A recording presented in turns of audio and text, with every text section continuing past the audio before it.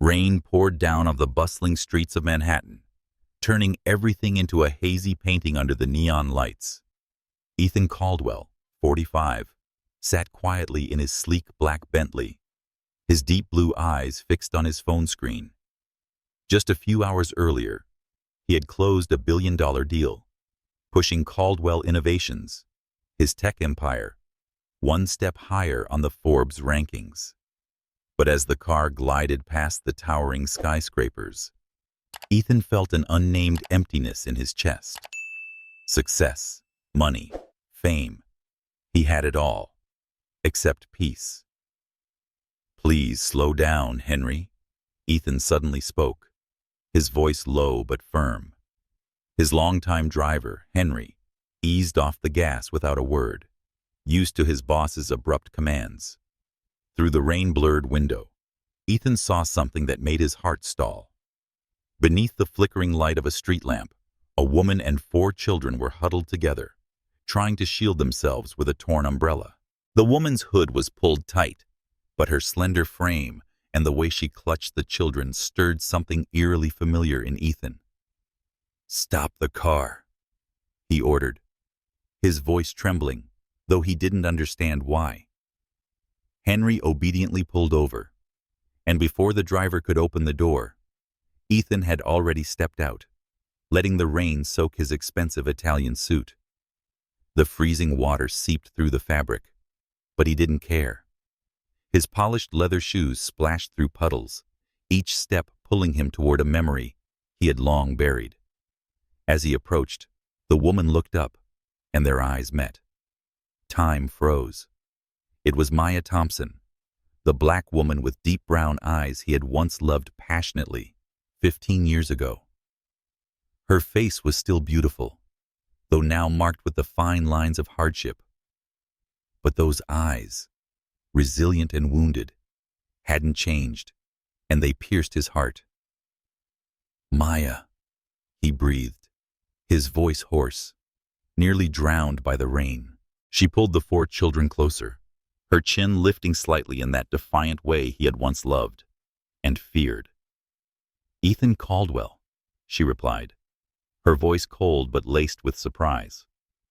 "I didn't expect to see you here." Ethan didn't respond right away. His gaze shifted to the 4 children, 3 boys and 1 girl, around 14 years old. They stood close together, soaked in worn clothes, but their faces shocked Ethan most.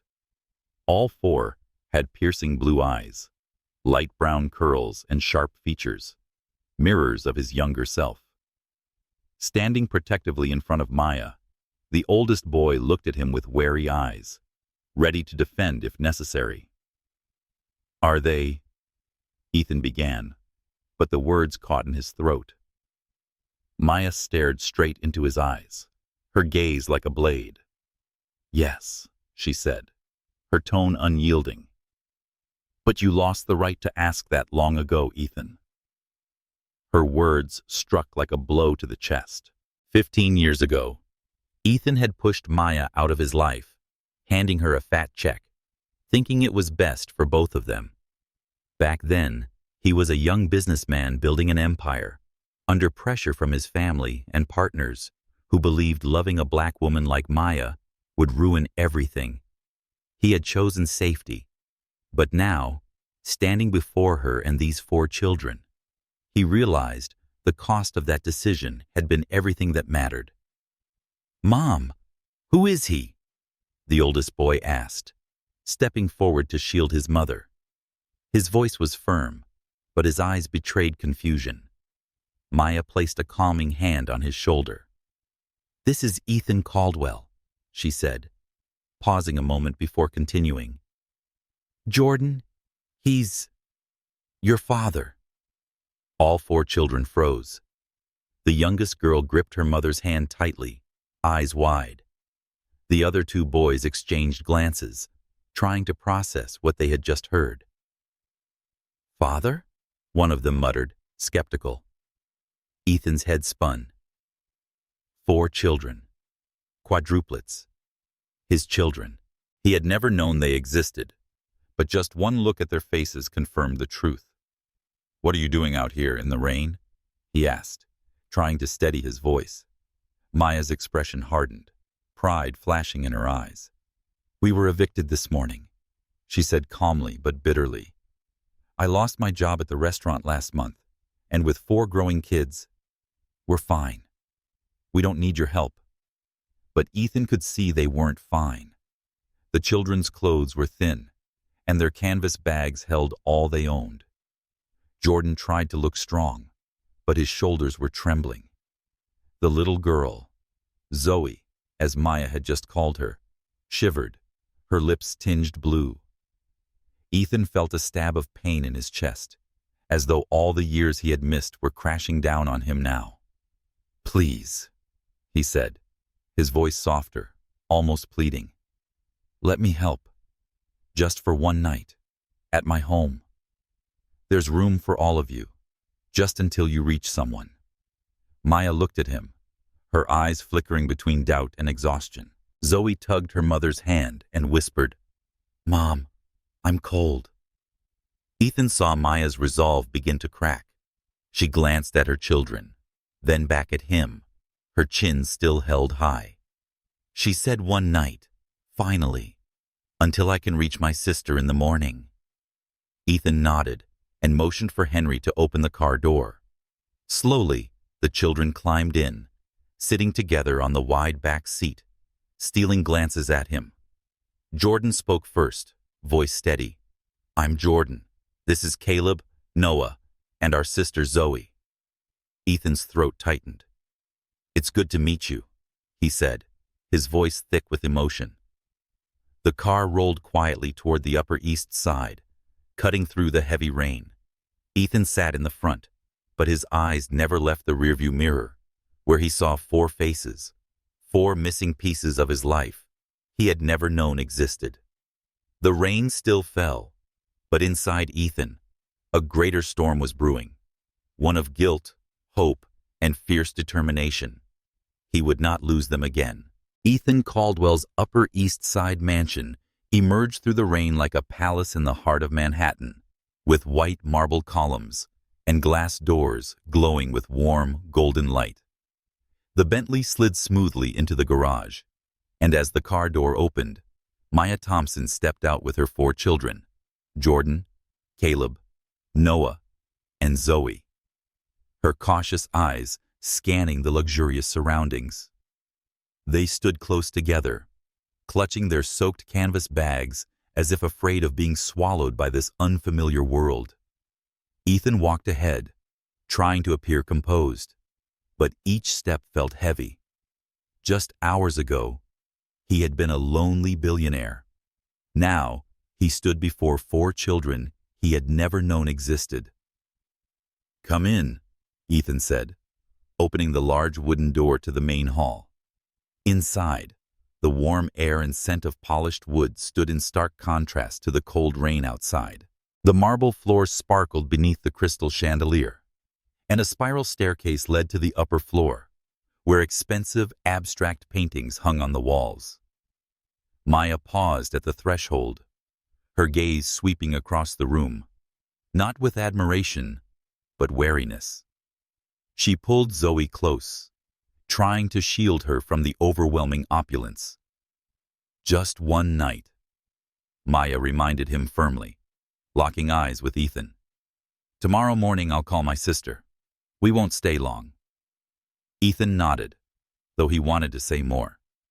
He wanted to ask about the last 15 years, about everything Maya had been through, about the children who bore his face. But her cold stare silenced him. "I understand," he said, turning to Mrs. Harper, the housekeeper who had just appeared from the hallway with a warm smile. "Mrs. Harper, please prepare 4 guest rooms and find some dry clothes for everyone." "4 rooms?" Maya cut in sharply. "5. I want my own." She looked at Ethan, her gaze making it clear that despite their past, they were strangers now. Ethan nodded again without argument. "5 rooms," he repeated, and Mrs. Harper quickly nodded, leading the group upstairs. The 4 children followed, strolling, their eyes curious, but cautious. Jordan, the eldest, came last, his shoulders slightly hunched, as if carrying the weight of the entire family. When they disappeared around the hallway corner, Ethan remained standing in the foyer, rainwater still dripping from his coat onto the floor. He felt as though the ideally ordered world he had built had just shattered. In the vast living room, Ethan sat in an armchair, hands trembling slightly as he held a glass of whiskey he had poured himself. The firelight flickered across his face, highlighting sharp but weary features. Images of the 4 children filled his mind. Jordan's deep blue eyes, how Zoe clung to her mother, Caleb's shy smile, and Noah's curious stare. They were his children, yet he knew nothing about them. He didn't know their likes or dislikes, how they had grown, what their dreams or fears were. And Maya, the woman he once loved, now looked at him like a stranger. The soft sound of footsteps pulled Ethan from his thoughts. Mrs. Harper entered, carrying a tray of hot tea. "They've settled in, Mr. Caldwell," she said gently. "Petite Zoe helped me find blankets in the closet. Very polite." Jordan stayed close to his mother, as if someone might hurt her. Ethan gave a faint smile, though his heart remained heavy. "How do they seem, Mrs. Harper? I mean, do they look okay?" She set the tray down and looked at him with kind eyes. "They're tired, wet, and likely scared, even if they try to hide it. But they're close. Ms. Thompson's done an excellent job raising them. I saw how they care for one another. Zoe checking if her brothers had enough blankets, Caleb and Noah whispering something to make her laugh. They're a family, sir." Her words cut like a blade. A family, one he hadn't been a part of. Ethan rose and walked to the large window, staring at the rain. "They were evicted," he murmured, almost to himself. "She said she lost her job. How did it come to this?" Mrs. Harper didn't answer right away. She knew he wasn't looking for a response. Instead, she said gently, "I've prepared a light dinner in the kitchen. You could invite them to eat. It might be a place to start." Ethan nodded, though he wasn't sure he was ready to face Maya and the children again. But he knew Mrs. Harper was right. He had to begin somewhere. He headed upstairs and knocked softly on the door Mrs. Harper had assigned to Maya. The door opened, and Maya stood wearing a dry tracksuit provided by Mrs. Harper, slightly loose on her slender frame. Her hair was tied up, revealing a face still beautiful, though tired. "Are the kids okay?" Ethan asked, trying to keep his tone calm. Maya nodded, though her eyes remained guarded. "They're changing." Zoe fell asleep almost instantly. "Thank you for the shelter." "Don't thank me," Ethan replied quickly, voice low. "It's the least I could do." He hesitated, then added that Mrs. Harper had prepared dinner. "Just soup and bread, but I thought the kids could use something warm." Maya looked at him for a moment, as if weighing whether there was a trap in his offer. Finally, she nodded. "All right, I'll call them." Soft light bathed the long wooden table in the dining room, where Mrs. Harper had set out steaming bowls of pumpkin soup and golden slices of toasted bread. The 4 children entered, still in borrowed clothes but more relaxed. Jordan sat beside Maya, his gaze drifting toward Ethan with subtle judgment. Caleb and Noah sat across from him, whispering to each other, while Zoe clung to Maya's arm. "Eat," Maya said gently but firmly to her children. "We need our strength for tomorrow." The children obediently picked up their spoons, but the air around the table was tense.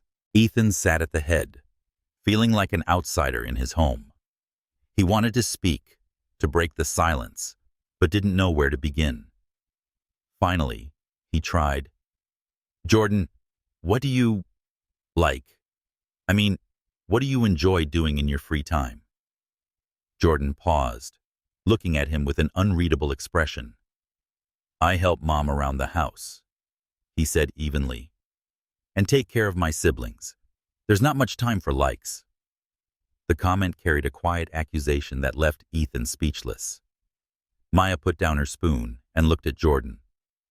That's enough. He's just trying to talk. Mom? Jordan replied, his voice low but sharp. He shows up after all these years and now wants to pretend we're a family?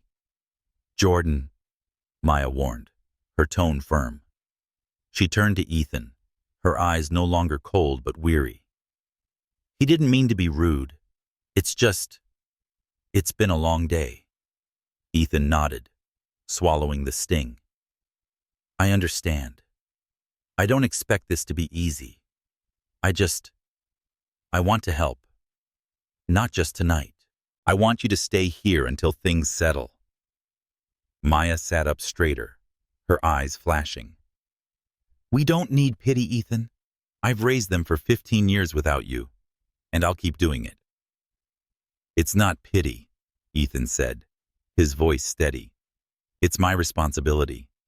I wasn't there when they needed me, but I'm here now. Please, let me do what's right. A heavy silence fell over the table. Then Zoe, who had been quiet all evening, suddenly spoke in a small but clear voice. Mom, I don't want to go back out in the rain. She looked at Maya, eyes welling up. It's warm here, and there are beds. Maya looked at her daughter, then at her sons. Jordan pressed his lips together but didn't protest.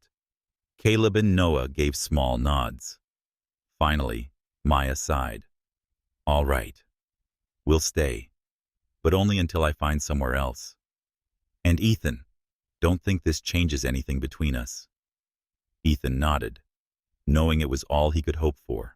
As dinner ended, the children followed Maya back upstairs, leaving Ethan with his untouched bowl of soup.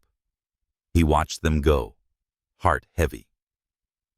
One night was a beginning, but he knew the road ahead would be long and hard. Outside, the rain continued to fall, as if reminding him that some mistakes are not easily washed away. The Upper East Side mansion lay cloaked in darkness, lit only by the dim glow of wall sconces, casting soft light along the long corridors. Ethan Caldwell stood alone in his study, his hand clenched around a glass of whiskey, eyes fixed on the rain falling steadily beyond the window pane. The sound of rain was like a relentless reminder of the moment just hours earlier, when he had faced Maya Thompson and 4 children, Jordan, Caleb, Noah, and Zoe, under the flickering streetlight. Their faces, eerily resembling his own, played repeatedly in his mind, mixed with a gnawing guilt. He had missed an entire world, and now, even with them under his roof, the distance between them felt insurmountable. He set the glass on the table, attempting to collect his scattered thoughts. Maya had agreed to stay, but only temporarily, with firm boundaries that made clear she wanted no ties beyond shelter. The children looked at him like a stranger, especially Jordan, the eldest, whose eyes held curiosity and distrust. Ethan knew he had no right to blame them, but the truth did nothing to dull the pain. A gentle knock at the door pulled Ethan from his thoughts. Mrs. Harper, the housekeeper, entered with a silver tray, bearing a teapot and a few biscuits. She said you might need something to calm your nerves, placing the tray on the walnut table. Ms. Thompson and the children are asleep. They were exhausted, tiny Zoe. She clung to her mother even in her sleep. Thank you, Mrs. Harper, Ethan said, his voice low. He sat down in the armchair and rubbed his forehead. Will they be all right, after everything that happened today? Mrs. Harper gave a gentle smile, though her eyes showed genuine sympathy. They're stronger than you think. Ms. Thompson has built a close-knit family, even though their life hasn't been easy. I saw Jordan checking every window before bed, as if he needed to ensure no one could hurt his mother or siblings. Caleb and Noah whispered funny stories to Zoe, trying to help her sleep. "They're good kids, Mr. Caldwell." Her words stabbed deeper than he expected. Ethan nodded, trying to mask his emotions. "I don't know anything about them," he murmured. "I don't know what they like, what they're afraid of. I don't even know how they've lived." Mrs. Harper didn't respond right away. She could see he was wrestling with himself, that these questions didn't truly need answers. "Give them time," she said at last. "And give yourself time, too. Start with the small things. Perhaps join them for breakfast tomorrow morning." Ethan nodded, though he wasn't sure he dared to face Maya and the children again. When Mrs. Harper left, he stood and walked to the bookshelf, pulling out an old photo album covered in dust. He opened it and flipped through pictures from 15 years ago, back when he and Maya were still together. One photo of Maya laughing brightly by the Hudson River hit him hard. He had loved her enough to consider giving everything up. But then he chose the safer path, cutting her from his life with a check and harsh words. Now, he was paying the price with 15 years of absence. The next morning, pale sunlight filtered through silk curtains and lit the long dining table. Mrs. Harper had prepared a lavish breakfast: fluffy pancakes, soft scrambled eggs, and crispy bacon. The aroma filled the quiet house, bringing it gently to life. Ethan entered, dressed in a simple white shirt, trying to appear relaxed despite the turmoil inside. He hoped breakfast could be a small step closer to his children, but the tension was palpable when Maya and the kids appeared. Maya led the way, wearing a borrowed sweater from Mrs. Harper, her hair neatly tied back. Jordan followed closely, scanning the room like a silent guard. Caleb and Noah trailed behind, whispering, while Zoe clung to her mother's hand, her wide eyes darting curiously around. They sat at the table, but no one spoke. The clinking of cutlery against plates was the only sound. "Thank you for breakfast," Maya said, polite but distant. She looked at her children and nodded for them to start eating. "Zoe, take another pancake." "Jordan, don't just sit there." Ethan cleared his throat, trying to break the silence. "I hope everyone slept well. If you need anything, just let Mrs. Harper or me know." "We're fine," Maya answered quickly without looking at him. She cut a piece of pancake for Zoe, her motions protective and controlled. Ethan nodded, feeling like an intruder in his own home. He wanted to ask about their lives, about the years he had missed, but feared the answers would only deepen the wound. Finally, he turned to Jordan, who was eating mechanically. "Jordan, you said yesterday that you help your mom a lot. Do you do anything special? I mean, outside of chores?" Jordan paused, his eyes sharp. "Special?" he repeated with a hint of sarcasm. "I do what needs to be done. Grocery runs, fixing leaky pipes, and looking after Zoe when Mom works night shifts. What more do you want to know?" "Jordan," Maya said, warning in her voice. She looked at Ethan, her eyes tired. He didn't mean to be rude. "We've just learned to manage on our own." Ethan nodded, though Jordan's words cut deep. He imagined Maya working herself to exhaustion, and Jordan, a child, taking on the responsibilities of a grown man. "I didn't know," Ethan said softly. "I didn't know how you lived. But I want to know, Maya. I want to understand." Maya set her knife down and looked directly at him. Her eyes weren't cold anymore. They were full of pain. "Understand?" she said, her voice trembling. "Ethan, you weren't there when I was pregnant with 4 children. You weren't there when I got evicted from our first apartment because I couldn't afford the rent. You weren't there when I tried to contact you, only to be humiliated and dismissed by your assistant." Ethan froze. "You tried to contact me?" he echoed, voice hoarse. "Maya, I didn't know. I swear I had no idea. Maya pressed her lips together as if holding back emotion. 14 years ago, she said slowly, I went to your office. I was pregnant, Ethan. I thought you deserved to know. But your assistant, Richard, I remember the name, called me a gold digger, said you wanted nothing to do with me. He gave me another check and told me to disappear. I tore it up in front of him. Ethan felt the blood drain from his face. Richard, his former assistant, a man he had trusted. His fists clenched. Maya, I didn't know, he said, voice shaking. I would never have let you and the kids go through that if I had known. Maya looked at him, her expression wavering between doubt and heartbreak. Is that true, Ethan? Or are you just saying it now because we're here, under your roof? Before Ethan could respond, Jordan suddenly stood up, his chair scraping against the floor. That's enough, Mom, he said tensely. He doesn't care. If he did, he would have looked for us long ago. Jordan, sit down, Maya commanded, but her voice had softened. She touched his shoulder and guided him back to his seat. We're not here to fight. We're here to rest. This morning, I'll call Aunt Lena. Ethan looked at Jordan and saw the fury in his eyes, but beneath that, fear. Fear of losing the family he had fought so hard to protect. Jordan, Ethan said, voice steady. I don't expect you to forgive me, but I'm here now, and I'm not going anywhere. I want to be part of your lives, if you let me. Jordan said nothing, eyes fixed on his plate. Zoe, who had been silent all morning, suddenly spoke in a small but clear voice. Are you staying? She asked, eyes wide. Or will you disappear like in Mom's stories? Her innocent words felt like a dagger.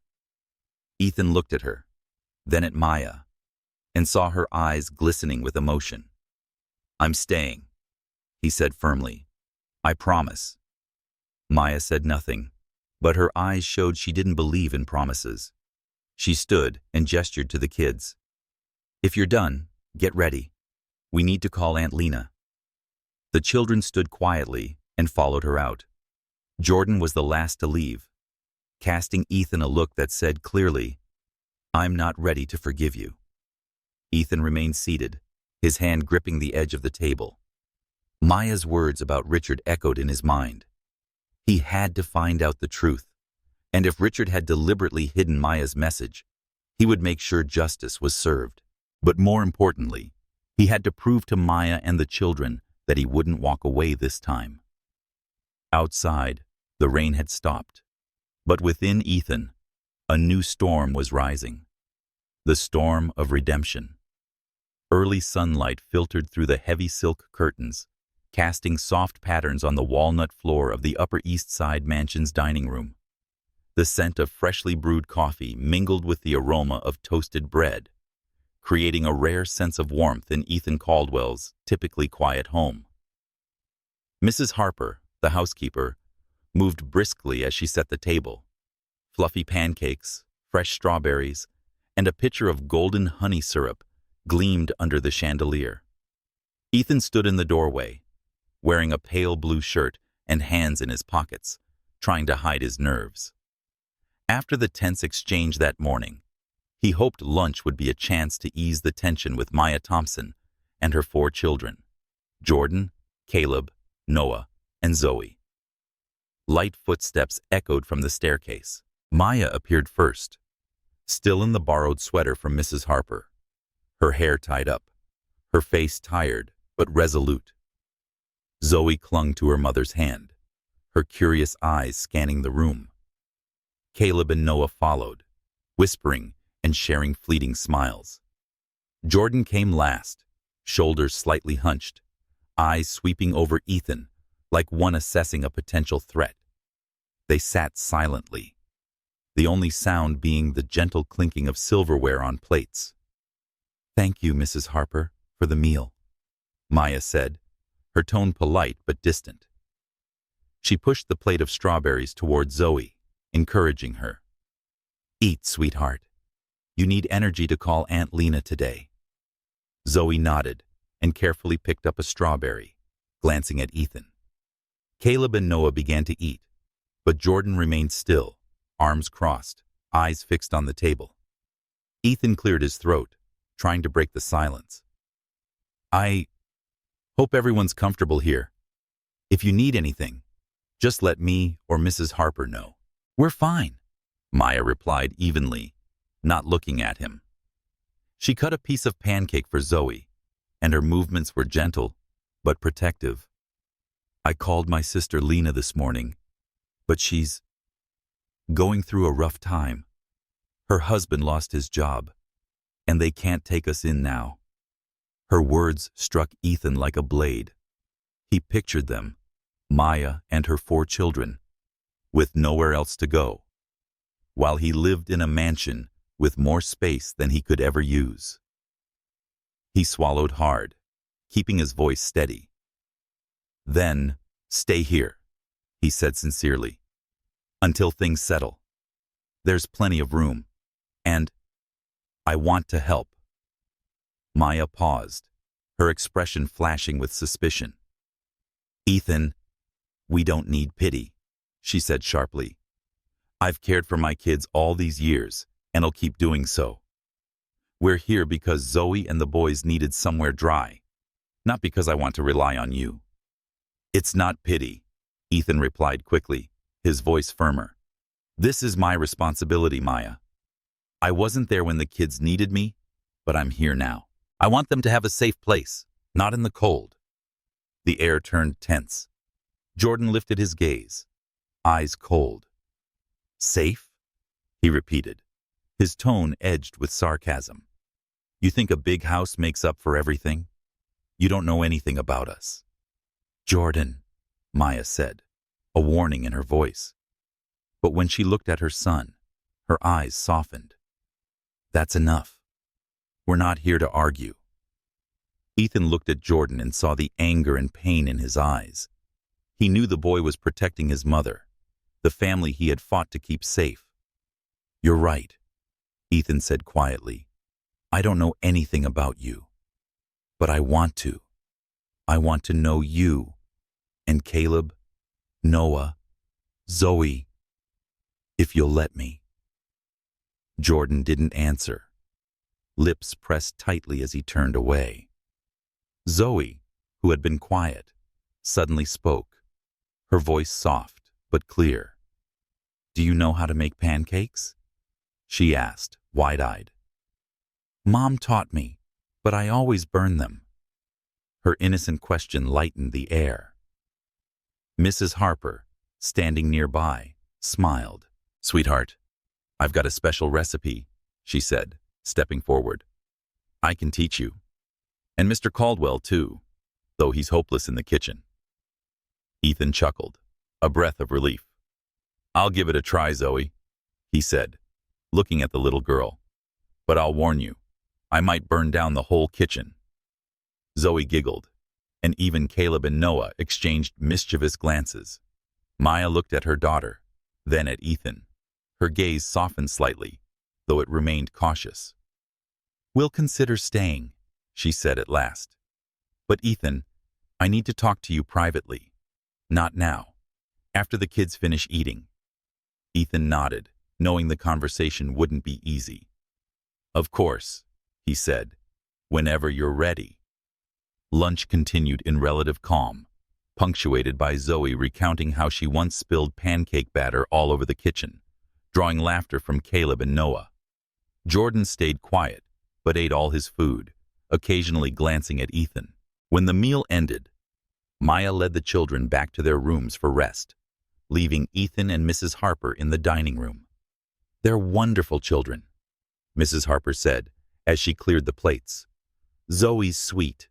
She helped me set the table without being asked. Caleb and Noah are clever. I heard them discussing a science project. And Jordan, he's like a guardian." Ethan nodded, his heart heavy. "I don't know how to reach them," he admitted. "Jordan doesn't trust me. And Maya, she has every reason not to. After what she told me about Richard, I don't blame her." Mrs. Harper paused and looked at him. "Miss Thompson doesn't need your money, Mr. Caldwell. She needs your honesty, and the children need time to see that you're not someone who appears, then disappears." Ethan nodded again, her words a quiet reminder. He stood and walked to the window, gazing at the backyard garden where raindrops clung to the leaves. He knew Maya wanted to speak to him privately, and he braced himself for painful truths. But deep down, he felt a flicker of hope. Zoe had laughed, Caleb and Noah had joked, and even Jordan, despite his anger, had stayed.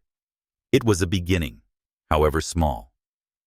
Maya sat in the living room with her children, listening to Zoe retell the pancake story. Jordan stood by the door, eyes flicking toward the hallway to ensure Ethan wasn't eavesdropping. "Mom, are we staying here?" he asked quietly.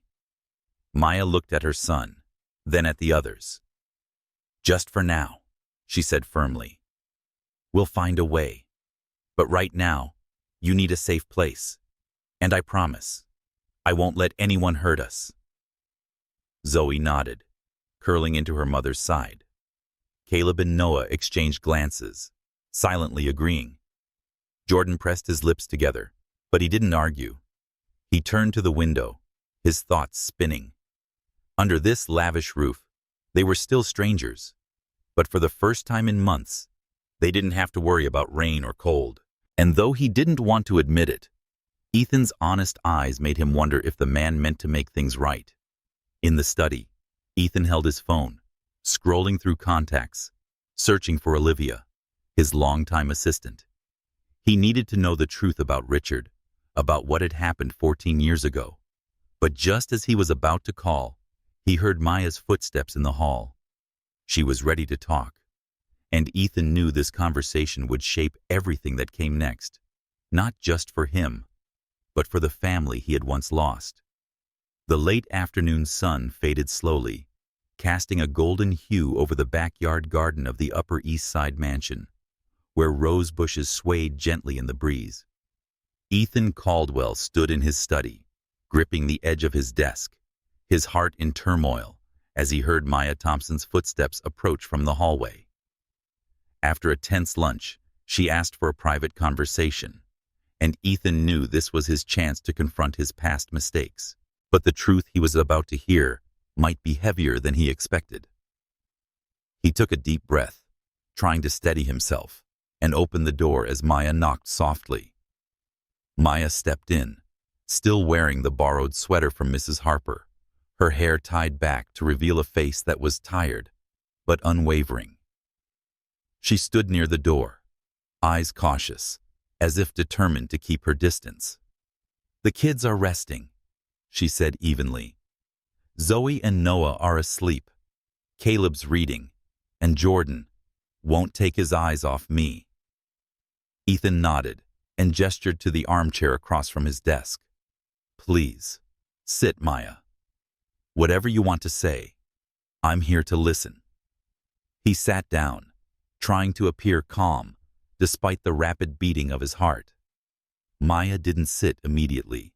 She walked to the window, looking out over the garden, her back straight, as if gathering courage. Finally, she turned to face him, her gaze sharp. "Ethan, I'm not here to beg for sympathy or force you to make amends. But if we're going to stay under this roof, I need you to understand what happened after you left." Ethan swallowed hard, guilt rising like a wave. "I want to understand," he said quietly. "All of it. And Maya, I'm sorry. About Richard, about what he did. I didn't know you tried to reach me. If you had what?" Maya cut in, her voice trembling with emotion. "You made a choice, Ethan. You handed me a check and told me to disappear. You thought I needed your money more than I needed you. So don't talk about if. I've lived with the consequences of that choice for 15 years. Her words cut deep. Ethan looked down, his hands gripping the arms of the chair. "I was wrong," he admitted hoarsely. I was a coward, Maya. I feared losing everything. The company, my reputation, my future. But I never meant to hurt you. I thought I was protecting you. Protecting me? Maya repeated, her voice tinged with bitter irony. She sat down, her eyes never leaving his. Ethan, when I found out I was pregnant with 4 children, I panicked. I had no money, no home, and no one but my sister Lena. I worked at a cafe, standing 12 hours daily with a growing belly. When the kids were born, I was nearly broken. But I didn't give up, because they were all I had. Ethan listened, every word like another blade to the heart. He pictured her alone, struggling with the impossible, while he had been building his empire in glass towers. How did you do it? He whispered. Raising 4 kids. Alone. Maya gave a faint smile, though her eyes were full of pain. I had no choice. I worked 2 jobs, days at the cafe and nights cleaning offices. Some days, I slept just 3 hours. Jordan. He grew up too fast. At 7, he was watching Zoe so I could work. Caleb and Noah learned to cook on their own. Zoe. She always tried to make me laugh, even when she was scared. We lived in cramped apartments, sometimes without hot water. But I taught them that we may be poor, but never lose our dignity. Ethan felt his throat tighten. He wanted to speak but couldn't find the words. Instead, he stood and walked to the window, turning his back to her to hide his emotion. I should have been there, he said, his voice trembling. I should have known. I'll find out what Richard did. But Maya, I swear, I won't let you or the kids suffer anymore. Maya looked at him, her expression wavering between doubt and exhaustion. Promises aren't enough, Ethan, she said. The kids don't need a father who shows up with money and apologies. They need someone who stays when things get hard. Before Ethan could respond, a slight sound came from the door. They both turned to see Jordan standing there, his eyes blazing with anger. I told you, Mom, he said tensely. He doesn't care. He feels guilty, and when that guilt fades, he'll leave. Jordan! Maya stood, her voice sharp. She walked over and placed a hand on his shoulder. You shouldn't be eavesdropping. Go to your room. But Jordan didn't move. He stared straight at Ethan, his gaze defiant. You want to know about us? Fine. Mom worked herself sick and fainted in the kitchen. I had to call an ambulance. Zoe cries when she hears the door at night because she's scared Mom won't return. Caleb and Noah skipped meals so Zoe could eat. That's our life. You think you can show up and fix it? Ethan felt drained. He stepped toward Jordan, but stopped when the boy stepped back. Jordan, he said gently, I can't change the past, but I'm here now. And I'll do everything possible to prove I want to be part of this family. Not out of guilt, but because you, your siblings, and your mother deserve me. Jordan pressed his lips together, his eyes flickering with uncertainty. Maya pulled him closer, resting a hand on his shoulder. That's enough, Jordan, she said softly but firmly. We'll stay here for now, but I'll decide what's best for us. Go to your room. Let me finish this conversation. Jordan glared at Ethan before slowly turning down the hallway, his footsteps heavy. Maya sighed and turned back to Ethan. He doesn't trust you, she said. And to be honest, neither do I. But the kids need safety right now. I'll put them first. Please don't make me regret this, Ethan. Ethan nodded, his chest tight. I won't, he said firmly. And Maya, thank you for raising them to be who they are. They're incredible. Maya didn't reply. She nodded once and left the study, leaving Ethan alone with his racing thoughts.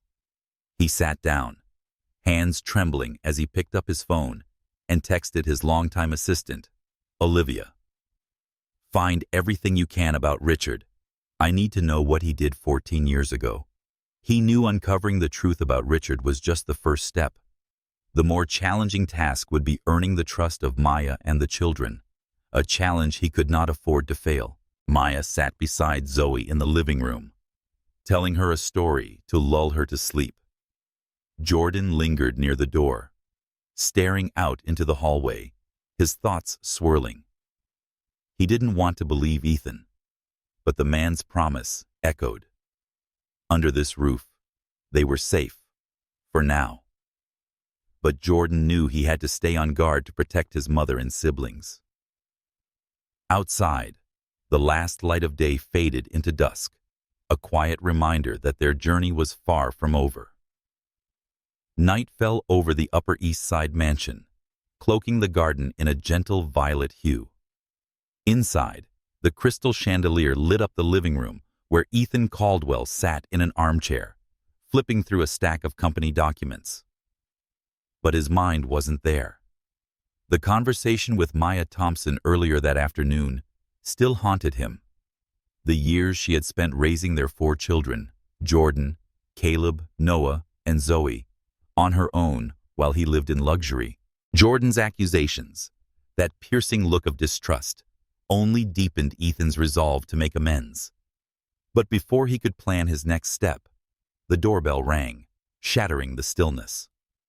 Mrs. Harper, the housekeeper, appeared in the doorway. "Mr. Caldwell, Nathan Hayes is here. He says it's urgent." Ethan frowned. Nathan, his longtime business partner and a major shareholder in Caldwell Innovations, never came without warning. "Let him in," Ethan said, standing and adjusting his blazer. Nathan entered, exuding confidence in a sleek gray suit, his polite smile tinged with cool calculation. "Ethan, sorry to drop by this late," he said, sitting down without waiting for an invitation. "We need to talk about the Sterling Tech deal and your new situation." Ethan sat across from him, his eyes wary. "New situation?" he asked evenly. "What are you getting at, Nathan?" Nathan leaned forward, tapping his fingers lightly on the armrest. "Don't pretend, Ethan. I've heard the rumors. A woman and 4 kids are suddenly living in your house. People are saying they're your family. This could cause serious trouble, especially with Sterling Tech. Edward Sterling's a conservative man. He hates scandal, particularly with a multi-billion-dollar deal on the line." Ethan clenched his fists, struggling to keep calm. "They are my family. Nathan, Maya, and the kids. Jordan, Caleb, Noah, Zoe. I don't care what Edward Sterling thinks. That deal isn't more important than them." Nathan raised an eyebrow, his smile fading. "Not important? Ethan, this contract could elevate Caldwell Innovations to a whole new level.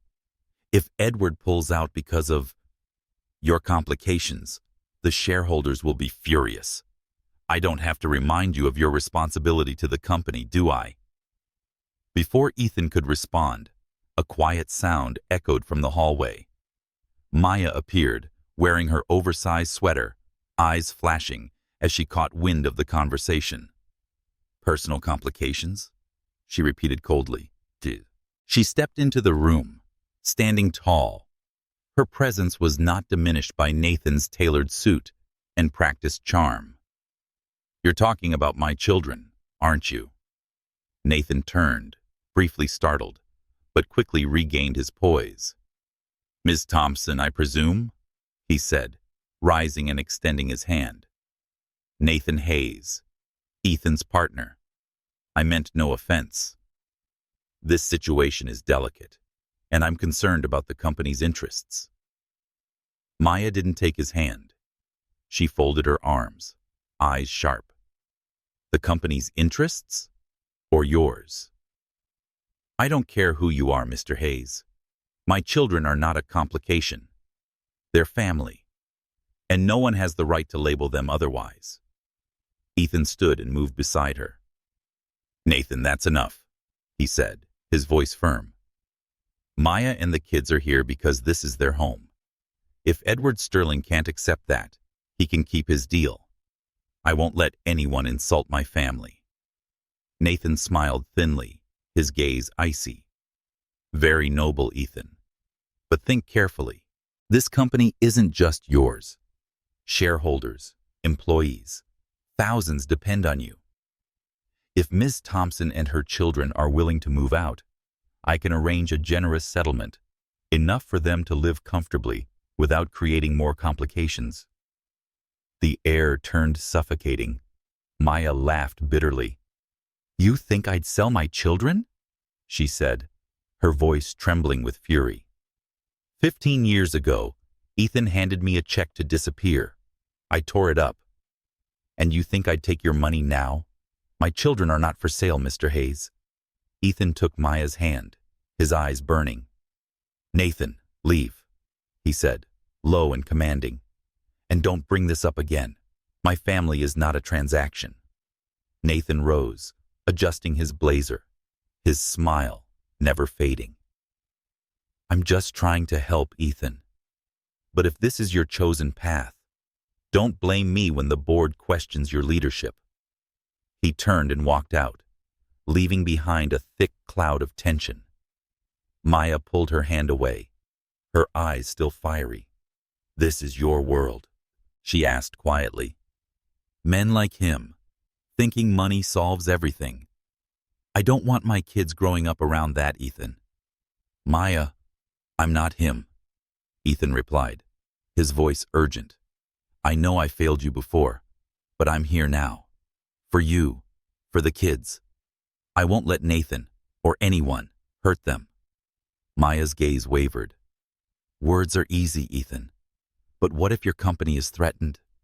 What if people like Nathan push harder? Who will you choose? Us or your empire?" Her question left Ethan speechless. He wanted to answer without hesitation, but the truth was complicated. The company had been his life, but this family, the one he had just rediscovered, was something he couldn't bear to lose again. "I'll show you," he said in the end, not with words. "Give me time, Maya." Maya didn't reply. She nodded once and turned away. As she stepped into the hallway, Ethan heard a whisper from the staircase. Jordan stood there, gripping the railing, his eyes blazing.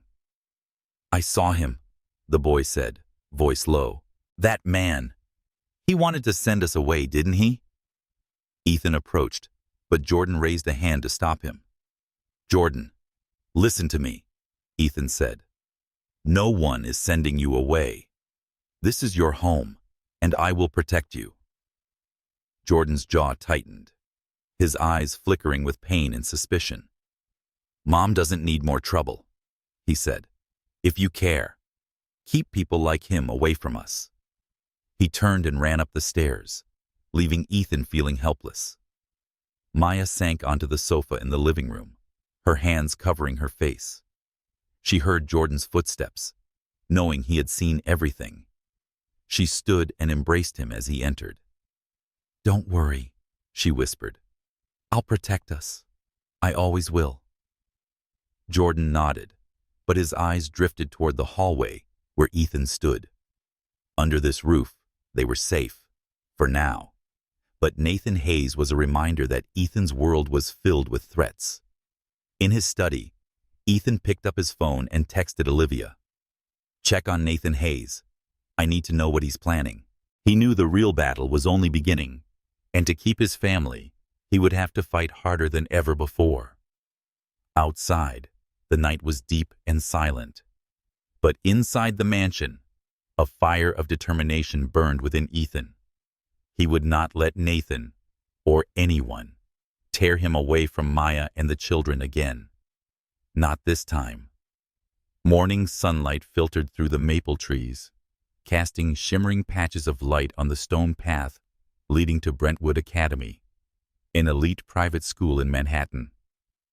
Ethan Caldwell sat behind the wheel of his Bentley, gripping the steering wheel as he glanced at the rearview mirror. Jordan, Caleb, Noah, and Zoe, his children with Maya Thompson, each absorbed in their thoughts.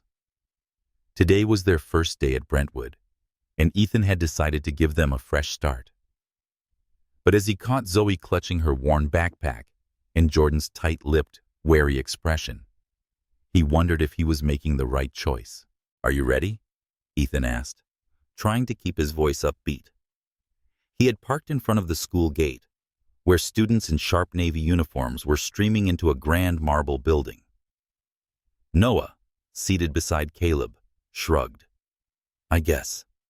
But this place, it's so different."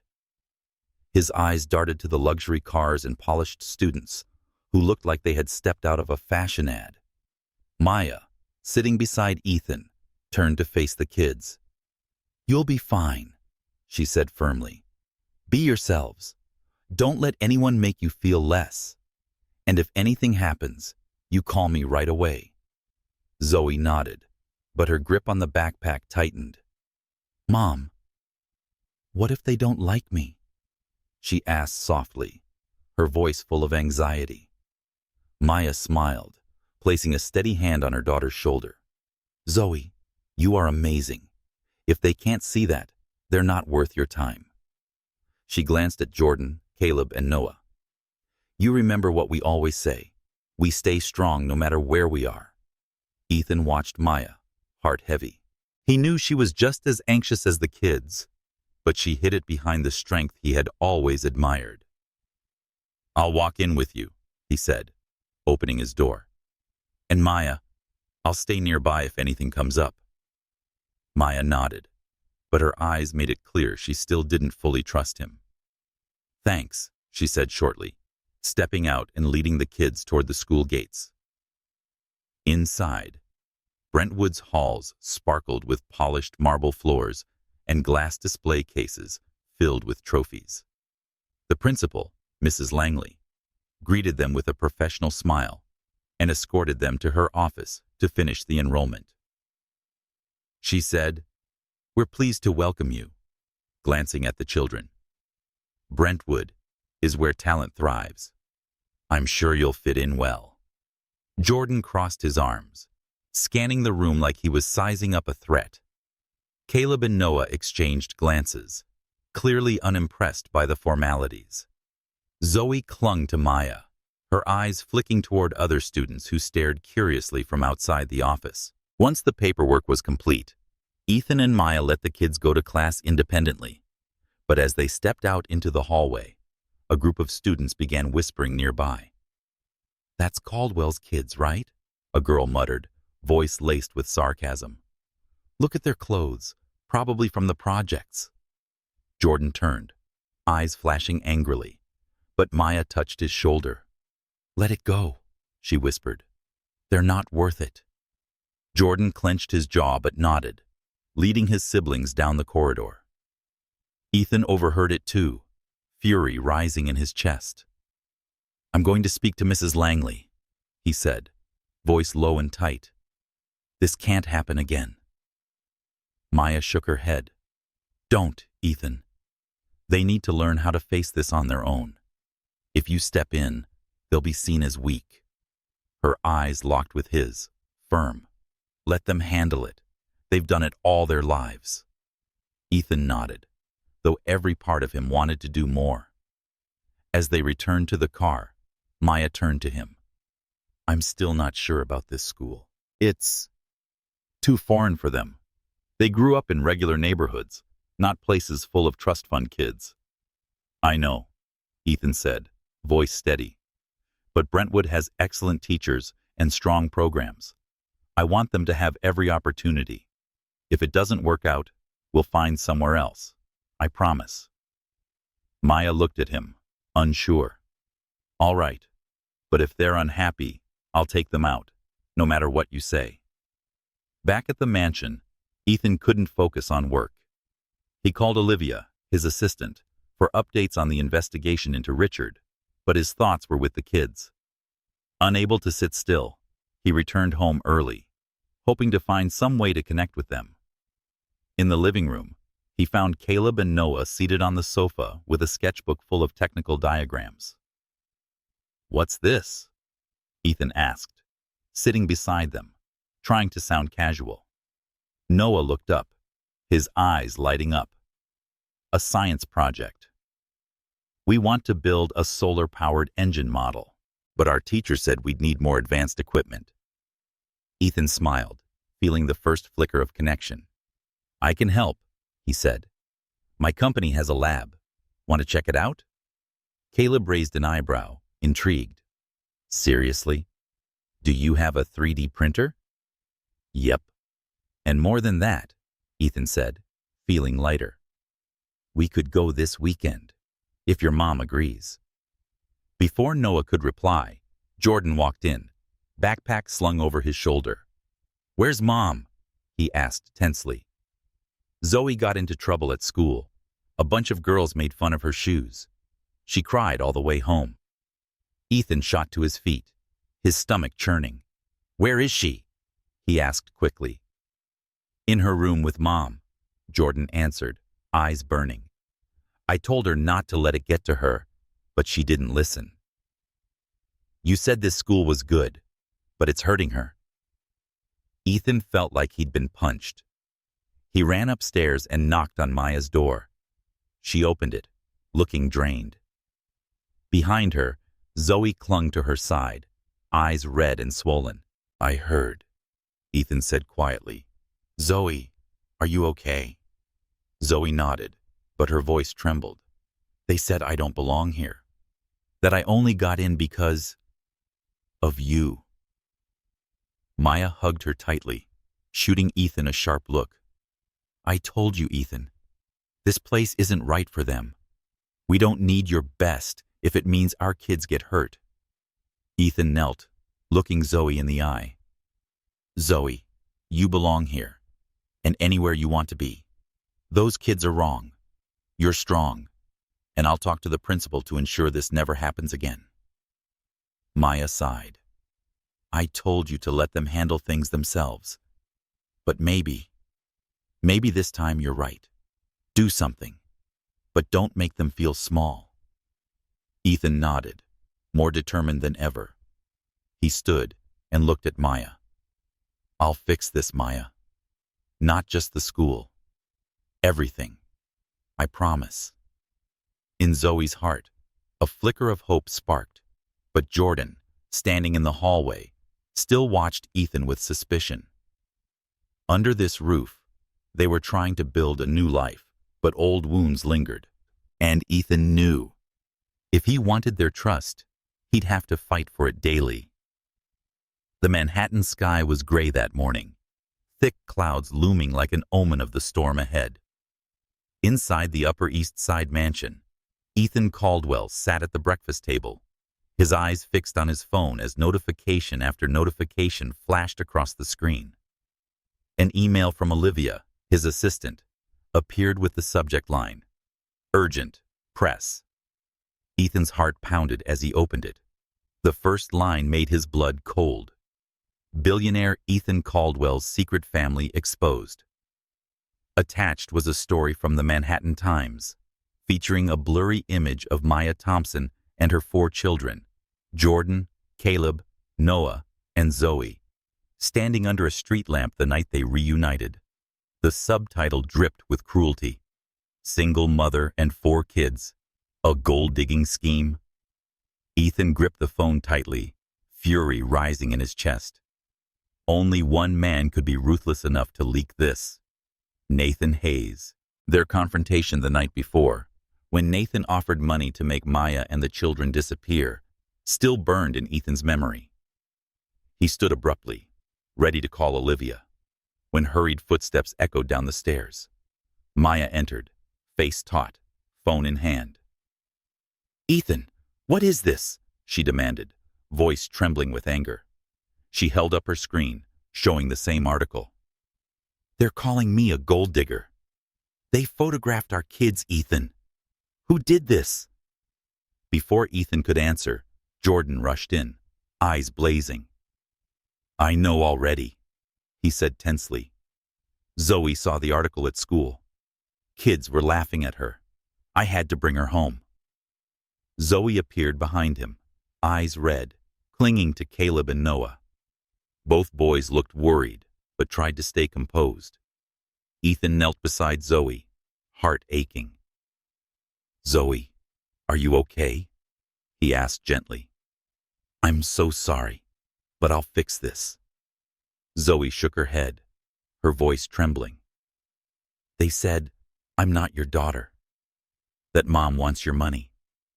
I don't want to go back to school." She buried her face in Maya's arms, tears spilling down her cheeks. Maya held her close, her glare fixed on Ethan. "This is your world, Ethan," she said coldly. "People like Nathan think they can destroy us just because we don't belong. I told you, our children don't need this." Ethan stood, fists clenched. "This is not my world, Maya. I won't allow this. I'll find out who did it, and they'll answer it." He turned to Jordan.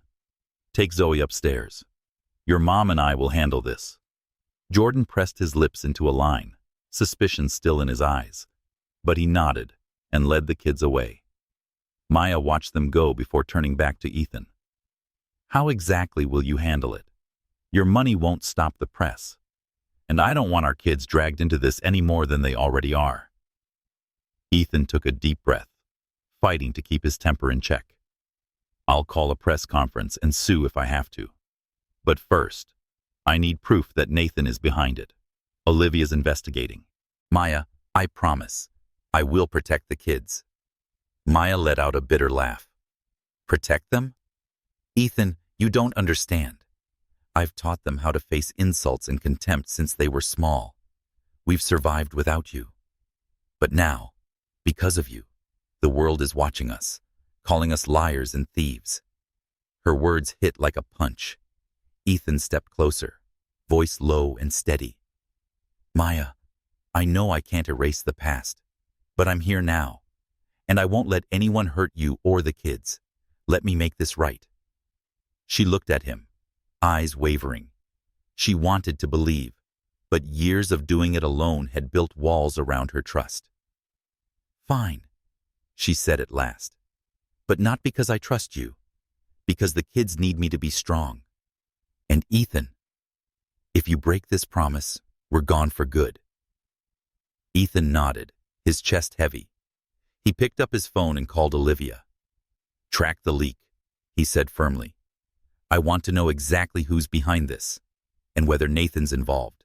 Meanwhile, at Brentwood Academy, the rumors spread like wildfire. In the cafeteria, Jordan sat beside Zoe, trying to cheer her up with a story about when they burned pancakes at home. Caleb and Noah sat across from them, pretending to read, while eyeing the students whispering nearby. A girl with a high ponytail sauntered over, voice dripping sarcasm. "Hey, Grayson, right? How much is your mom making off that billionaire?" Jordan shot up, fists clenched, but Caleb grabbed his arm. "Don't," he whispered. "They want you to lose it." Zoe kept her head down, her eyes filling again. But before Jordan could respond, another voice cut through the tension. "Leave them alone, Chloe." A new girl stepped forward, Lily Sterling. Her gaze was firm. "You're just jealous they got in here without flaunting their family name like you. Back off." The group fell silent. Chloe muttered something and stormed off. Lily turned to Zoe and smiled. "Don't mind her. I'm Lily. Want to sit with me?" Zoe hesitated, then nodded, a flicker of hope in her eyes. Jordan oversaw Lily, still wary, and whispered to Zoe, "If she does anything weird, you tell me." Zoe nodded and followed Lily, while Caleb and Noah exchanged impressed glances. Back at the mansion, Ethan received a text from Olivia. Confirmed. Nathan met with a Manhattan Times reporter last night. Email proof attached. Send now? Ethan's grip tightened. Rage surged through him. He turned to Maya, who sat on the sofa, head in her hands. "Nathan did it," he said. "I have proof." "Maya, I'm going to make him pay." She looked up, her face tired but resolute. "It's not just Nathan, Ethan. It's the world you come from, where people think money and power can control us. I don't need revenge. Please keep our kids safe." Ethan nodded, throat tight. "I'll do that," he said.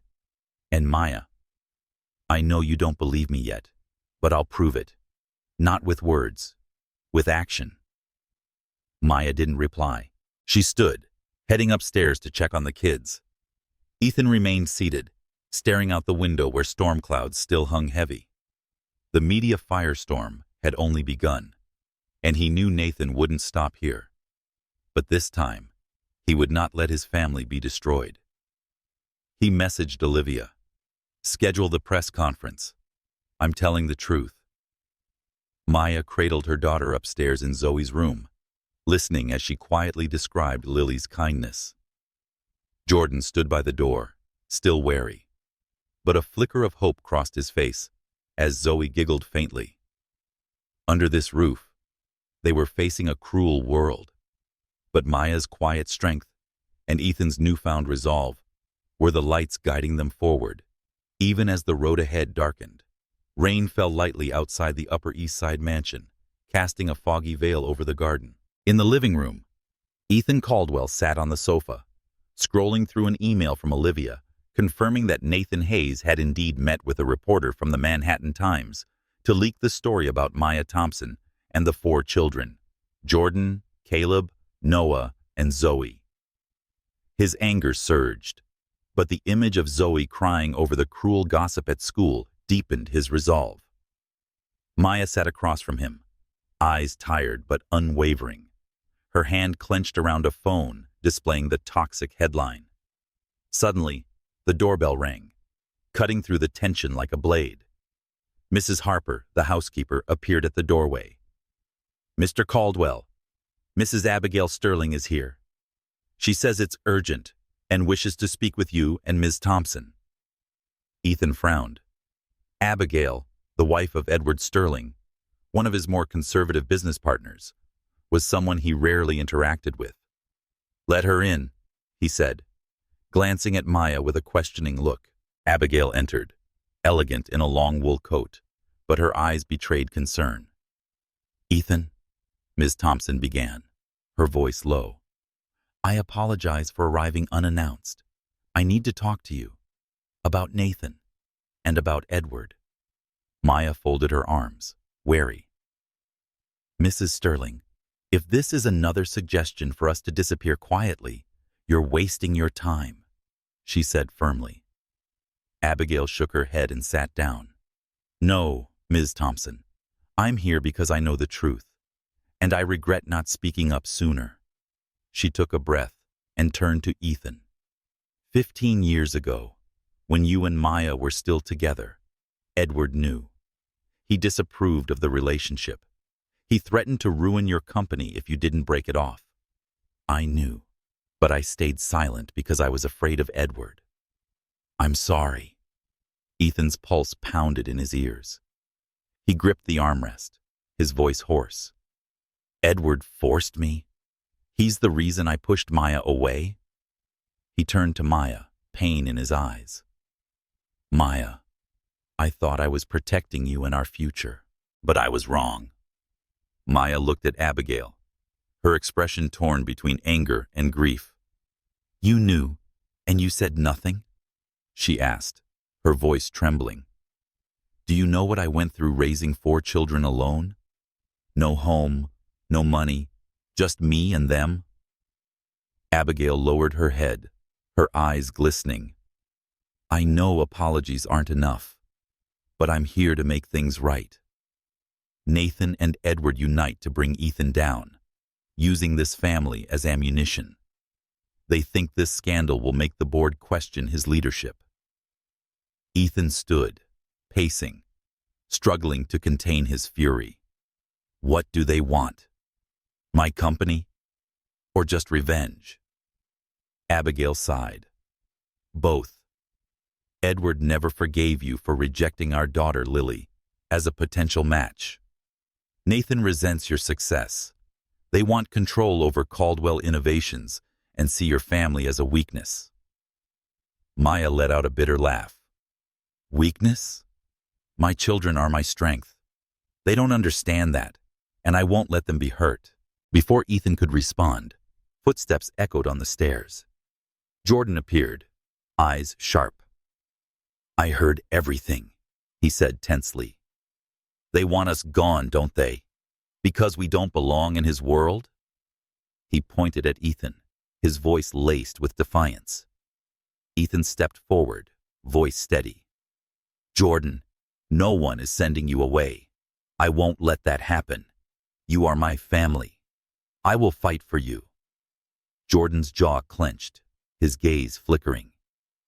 You say that, but what will you choose when your company's on the line? Us or your empire? The question cut deep. Ethan knelt before him, eyes locked onto his son's.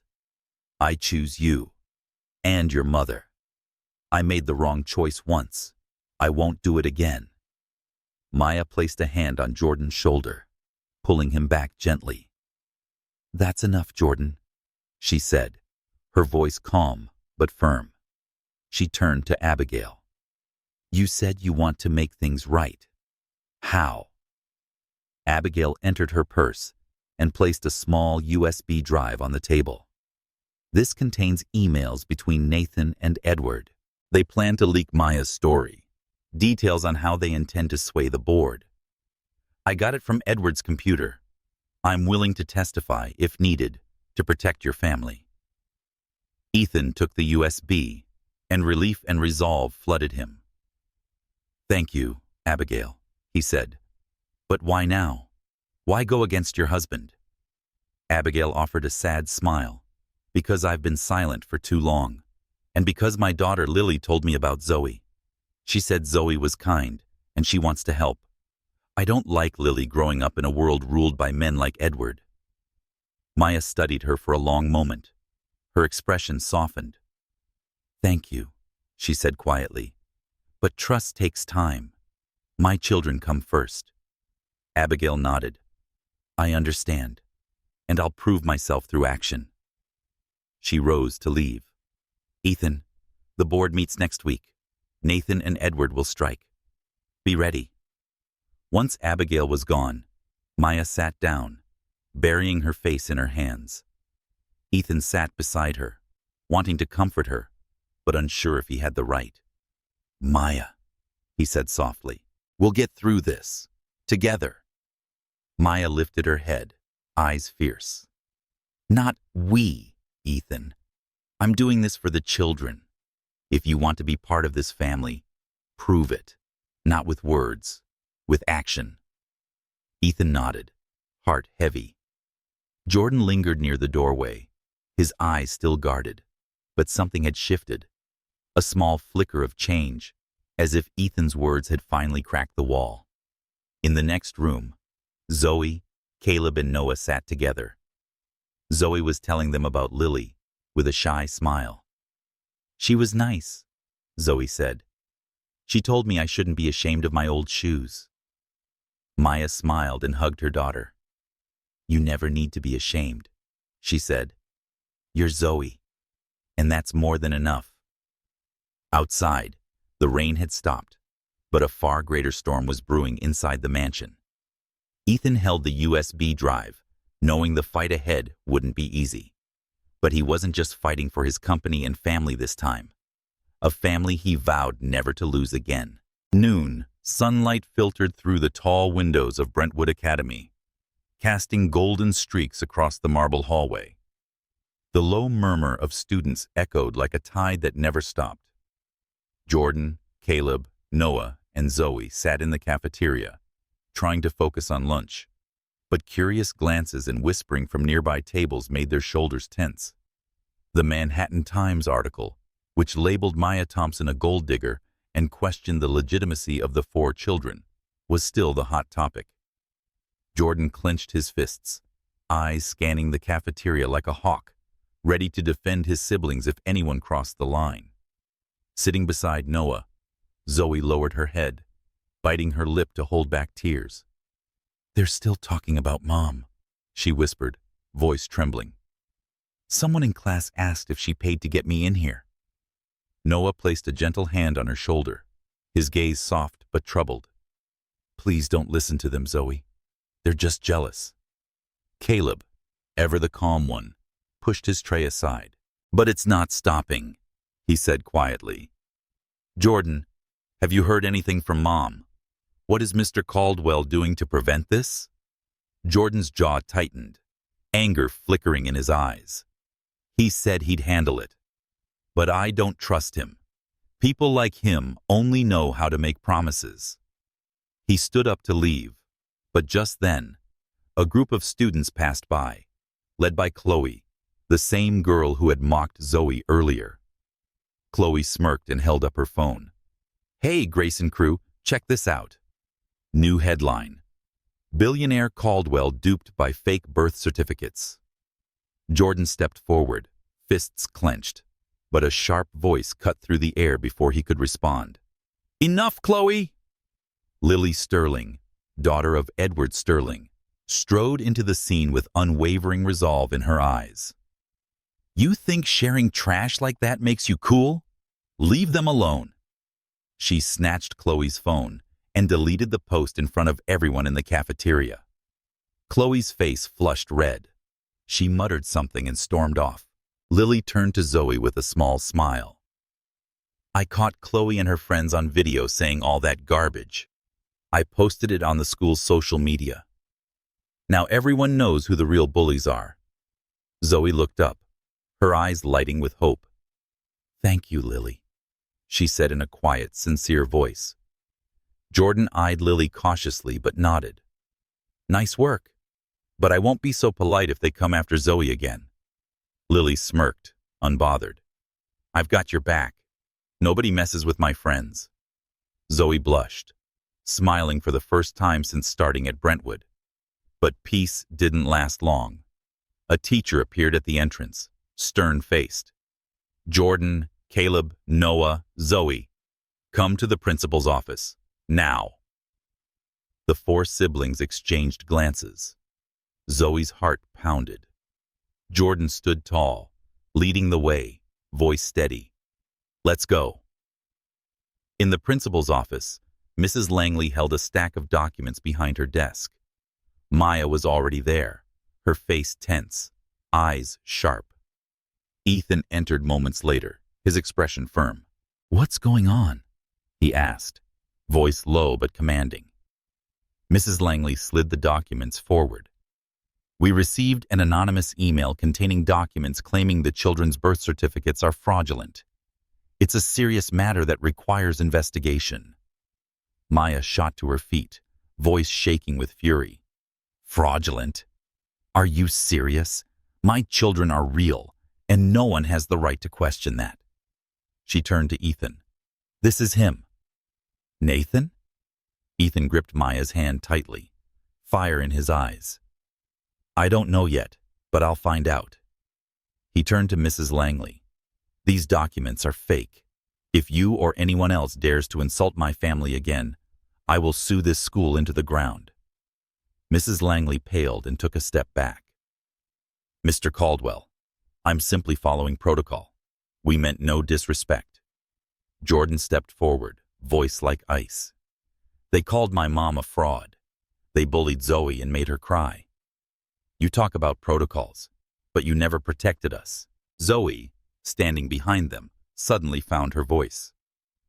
I don't need a piece of paper to know he's my dad, she said, voice shaking but clear. She pointed at Ethan.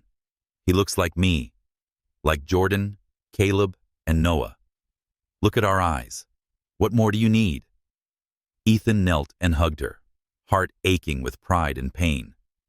You're right, Zoe, he said gently. No one gets to deny that you're my children. He stood and faced Mrs. Langley. I want the name of whoever sent that email. Now. Maya placed a calming hand on Zoe's shoulder. Her gaze softened as she looked at her daughter, but sharpened again as she turned back.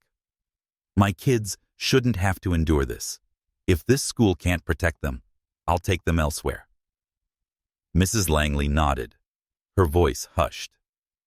I'll investigate the email source, and I'll ensure the bullying stops. As they left the office, Lily was waiting outside with her phone. She said I got more footage of Chloe and her gang, smiling at Zoe. Already posted. The whole school knows the truth now. Jordan looked at her, his expression softening. Thanks, he said. But if they try again, I won't hold back. Lily shrugged. Then I'll stand with you. Zoe smiled, holding Lily's hand. For the first time, she felt like she belonged. Back at the mansion, Maya embraced each of her children, inspecting them gently. Are you all okay? She asked softly. Zoe nodded, telling her about Lily, while Caleb and Noah whispered about a science project. Jordan stood near the door, still on edge. Ethan sat beside Maya, phone in hand. Olivia found the source. It was Nathan. He sent fake documents to the school. I'll make him pay. Maya looked at him, her eyes conflicted. It's not just Nathan, she said. It's your whole world. People who think they can destroy us with power. Do something, Ethan, for the kids. Ethan nodded, more determined than ever. Outside, the sun was fading, but a new fire was rising inside the mansion. With Lily's support and Ethan's resolve, the family had begun to fight, not just for their name, but for their right to belong. The cold white light from the fluorescent lamps illuminated the boardroom of Caldwell Innovations, reflecting off the long wooden table and the leather chairs. Ethan Caldwell stood at the far end of the room, his hand gripping a stack of documents, his eyes scanning the board members, whispering among themselves. Today was the decisive day. Nathan Hayes and Edward Sterling had called an emergency meeting to remove him, using the scandal surrounding Maya Thompson and their 4 children, Jordan, Caleb, Noah, and Zoe, as a weapon. But Ethan was no longer the coward he had been 15 years ago. He was ready to fight, not just for the company, but for his family. Maya stood beside him, resolute, wearing a simple blue dress that radiated quiet strength. Jordan, Caleb, Noah, and Zoe stood behind them, their eyes filled with worry and determination. Abigail Sterling, the unexpected ally, sat in the guest row, holding the USB drive containing the evidence against Nathan and Edward. The air was tense as Edward entered, followed by Nathan, both carrying the smug confidence of men who believed they had the upper hand. Edward stood, his voice echoing. Ladies and gentlemen, we are here to discuss Ethan Caldwell's leadership ability. The recent turmoil, a surprise family, allegations of forged birth certificates, calls his judgment into question. Our deal with Sterling Tech requires stability, not scandal. Nathan nodded, wearing a sly smile. I have evidence, he said, raising a folder. Caldwell Innovations has thrived on proprietary inventions, but some may be fraudulent. If Ethan doesn't resign, we'll go public. Ethan tightened his grip but kept his voice steady. Nathan, Edward, these accusations are lies. You both know it. He turned to the board. My family is not a scandal. They're the reason I'm standing here, stronger than ever. Before Nathan could reply, Maya stepped forward, her gaze like steel. You call my children a problem? She said sharply. Jordan, Caleb, Noah, Zoe, they are remarkable kids. They've grown up in hardship but never given up. I raised them alone, and I'm proud. You're mistaken if you think you can use them to destroy Ethan. Jordan stepped up, his eyes fierce. My mother is not a gold digger, he said clearly. She worked day and night to raise us. We don't need Mr. Caldwell's money, but he's our father, and we won't let you lie about him. Murmurs spread through the board. Some members nodded, their eyes showing a flicker of respect. Though trembling, Zoe took Noah's hand and spoke. "We don't want to trouble anyone," she said softly but clearly. "But we're a family, and families stick together." Abigail rose, holding up the USB. "I have proof," she said, her voice calm but authoritative. Emails between Nathan Hayes and Edward Sterling outlined their plan to leak false information and fabricate documents to take down Ethan. "I've stayed silent for too long. But today, I choose truth." She plugged the USB into the projector, displaying the emails in detail. The boardroom erupted in whispers. One board member, Margaret Chen, stood. "Mrs. Sterling, you're going against your husband?" she asked, astonished. Abigail gave a bittersweet smile. "I'm choosing what's right." Edward and Nathan used deceit to manipulate. Ethan isn't perfect, but he built this company with integrity. His family isn't a weakness. They're his strength. Nathan jumped up, his face flushed red. "This is fabricated. Ethan's unfit to lead. He lets personal feelings interfere with business." Ethan stepped forward, his eyes blazing. "Personal feelings? Nathan, I've spent 15 years building this company, but I won't sacrifice my family for it. Do you want to make a deal with Sterling Tech? Keep it, but I won't let you insult Maya or our children." Caleb and Noah exchanged a glance, and then Caleb spoke up. "If our dad made mistakes, it's because he was trying to protect us," he said. "But he's here now. What about you? All you care about is money." The boardroom fell silent, and the only sound was the quiet hum of the projector. Ms. Chen rose again. "I've served on this board for 20 years. Ethan isn't perfect, but he's honest. I move that we vote to retain Ethan as CEO and terminate the deal with Sterling Tech." The vote was swift. The majority supported Ethan, admiration in their eyes as they looked at his family. Edward stood, his face dark with rage. "This isn't over, Ethan," he growled before storming out. Nathan followed silently behind. As the boardroom emptied, Abigail approached Maya.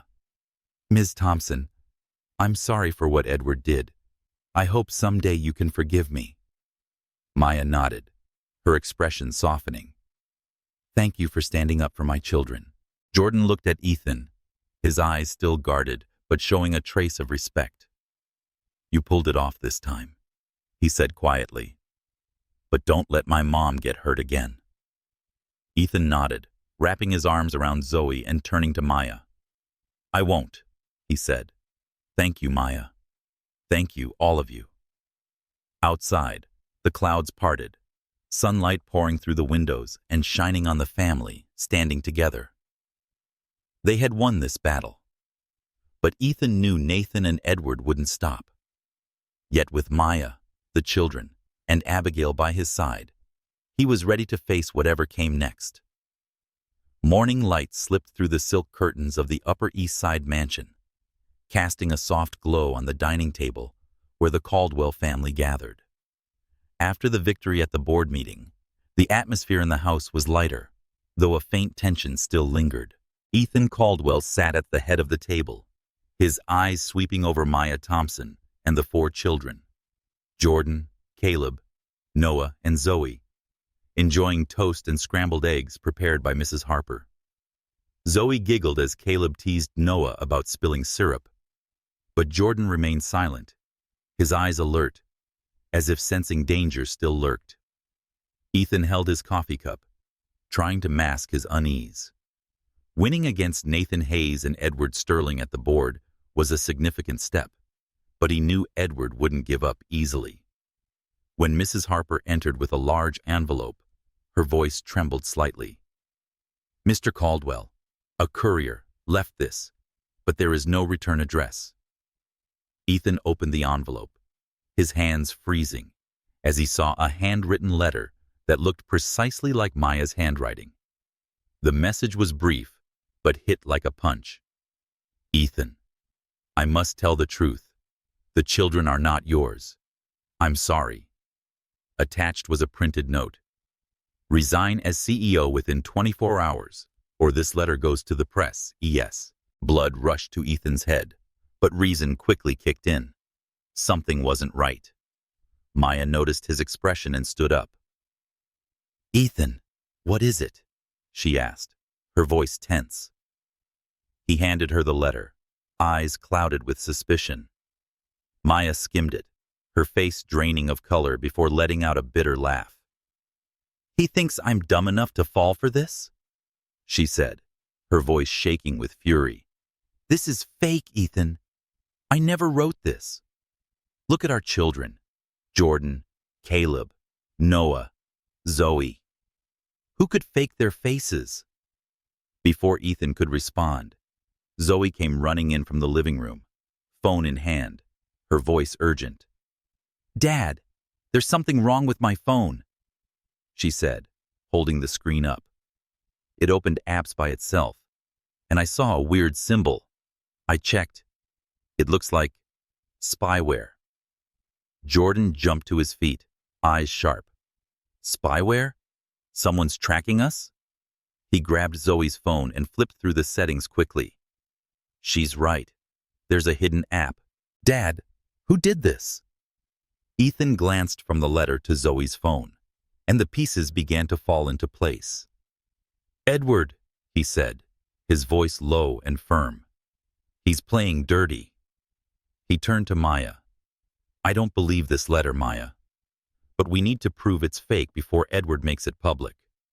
Maya nodded, her eyes flashing with resolve. "Call your people, Ethan. I won't let him hurt our children again." Ethan immediately contacted Detective Elena Martinez, who had assisted him with corporate matters. While waiting for Elena, Lily Sterling arrived unexpectedly, led in by Mrs. Harper. "I heard from Zoe about the phone," Lily said, eyes shining. "I can help. I found something in one of my dad's old emails." She held up her phone, showing a chain of emails between Edward and someone labeled document specialist, discussing how to forge a letter in Maya's handwriting. Ethan took Lily's phone, a mix of relief and anger in his chest. "Lily, how did you find this?" Lily shrugged, her smile mischievous. "My dad thinks I'm just a clueless kid, but I know how to dig through computers. He saved an old email from Ms. Thompson from 15 years ago.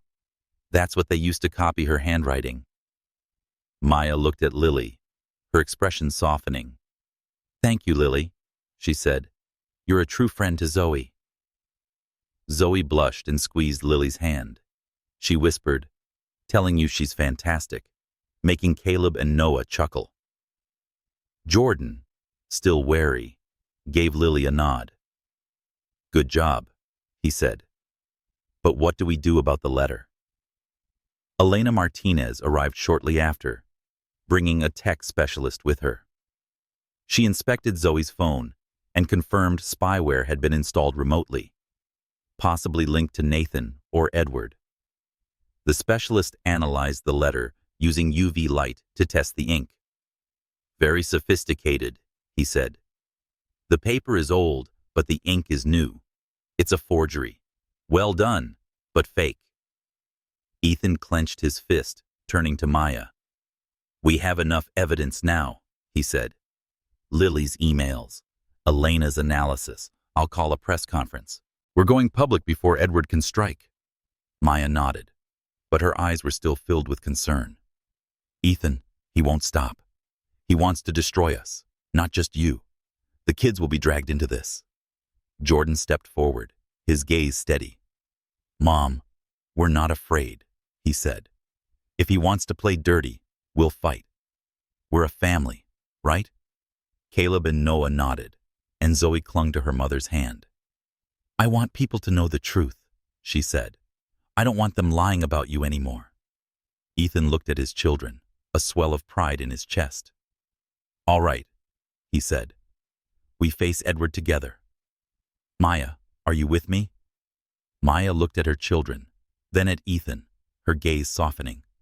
"Together," she said firmly. "But Ethan, if he harms our kids, I'll deal with him myself." Lily laughed. "I want to see that," she said, making Zoe giggle. The tension in the room eased slightly, though everyone knew the battle wasn't over. Ethan called Olivia and ordered a press conference for that evening. He looked around at his family, Maya, Jordan, Caleb, Noah, Zoe, and felt a renewed strength. With Lily and Elena by their side, they had a chance to turn the tables. Outside, sunlight broke through the clouds, but inside, Ethan, a fire of resolve burned. Edward had gone too far. This time, Ethan would protect his family, no matter the cost.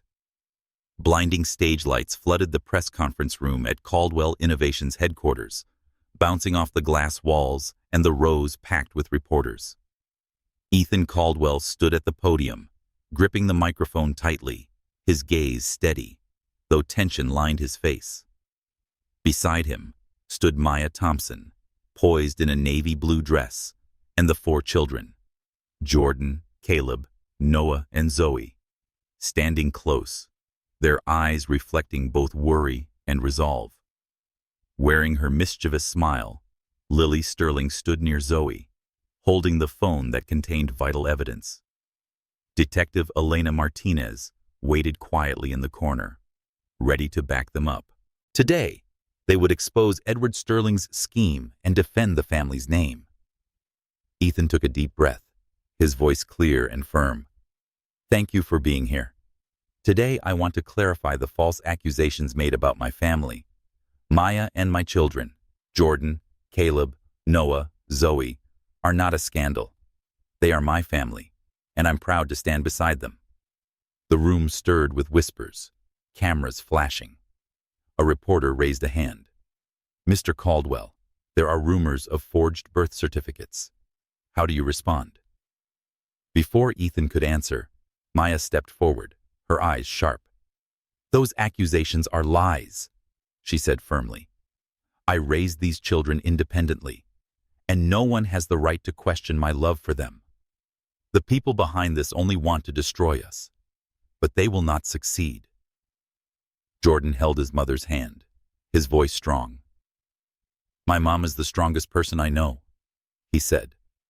"She worked day and night to raise us. What you've written about her is wrong. We are a family, and we're not afraid of the truth." The room fell silent, except for the hum of cameras. Zoe, though trembling, stepped up and took Lily's hand. "Lily helped us," she said, her voice small but clear. "She found out who spread the lies." Lily held up her phone and connected it to the projector. "This is an email from Mr. Edward Sterling," she said confidently. "He hired someone to forge a letter claiming we weren't Mr. Caldwell's children, but we proved it's fake." The screen lit up with detailed emails between Edward and the forger, followed by ink analysis from Detective Martinez. Reporters gasped, scribbling notes furiously. Elena stepped up and held up her badge. "I'm Detective Elena Martinez. We've arrested the forger, and he has agreed to testify against Edward Sterling. Mr. Sterling will face charges of fraud, document forgery, and harassment." Ethan looked at Maya, gratitude in his eyes. "I was wrong to let my family suffer in silence," he said. "But today, because of Maya, our children, Lily, and Detective Martinez, we're standing here with the truth. Caldwell Innovations isn't just my company. It's the legacy I want to leave for my children, not through money, but honesty." A reporter raised a hand. "Mr. Caldwell's company stock rose after the scandal. What's your take on that?" Ethan smiled, for the first time that day. "I think the public knows who's right and who's wrong. They've stood with my family, and I'm grateful for that." Maya looked at him, her expression softening. She turned to the kids and embraced Zoe and Jordan. "I'm proud of you," she said, voice thick with emotion. "You stood up, not just for me, but for the truth." Jordan nodded, still wary, but showing a glimmer of respect for Ethan. "You did well this time," he said quietly. "But don't let my mom get hurt again." Caleb and Noah exchanged grins. "Dad, next time let us be the ones on camera," Noah said, and the room broke into laughter. After the press conference, the family returned to the mansion, and the atmosphere was lighter. Mrs. Harper had prepared a special dinner, roast beef and mashed potatoes, to celebrate. Lily stayed behind, sitting next to Zoe, giggling as they watched the viral press conference clips online. "Everyone loves you, Zoe," Lily said. "You were so brave." Zoe blushed and squeezed her hand. "You're the cool one," she replied. Maya watched her children, pride swelling in her chest. She turned to Ethan, her voice softer now. "Thank you, Ethan. Today, you stood up for us." Ethan took her hand, sincerity in his eyes. "No, Maya. Thank you. You taught our kids how to be strong. I'm following your lead." Standing at the corner of the table, Jordan looked at them, his expression still skeptical, but no longer cold. "Are we done now?" he asked. "Or is someone else going to try something?" Elena, invited to join them for dinner, chuckled. "Edward is under investigation," she said. "He won't get another chance." "And Nathan? The board fired him this morning." The room erupted in applause, and even Jordan cracked a smile. Maya raised her glass of water, her voice resolute. "To our family," she said, "and to the truth." Outside, the moonlight lit up the garden, like a promise of calmer days ahead. Ethan looked around at his family, Maya, Jordan, Caleb, Noah, Zoe, and felt a renewed strength. With Lily and Elena's help, they had defeated Edward's plot. But Ethan knew the most important victory wasn't on stage. It was around the dinner table, facing life's storms together, as a family. The backyard of the Upper East Side mansion had been transformed into a simple paradise. White flowers were wrapped around a wooden arch, and the golden afternoon sun shimmered over silk-covered chairs. Ethan Caldwell stood beneath the arch, dressed in a deep navy suit, his hands trembling slightly as he adjusted his tie. Today was his wedding day with Maya Thompson, a moment he once thought would never come after 15 years apart.